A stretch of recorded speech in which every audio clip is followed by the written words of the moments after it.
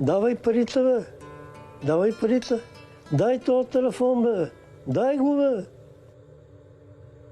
Това са думите, които Чичо Митко е чувал, докато го биели в тъмното.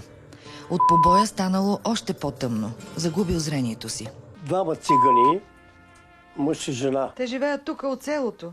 Да, Познаваш ли ги? да. Ще ми дадеш 50 лева. А вместо 50 лева, тя взима 290.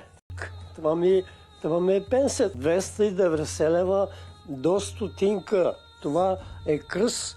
Заклеям се в гроба на майка ми. Давай парите, бе.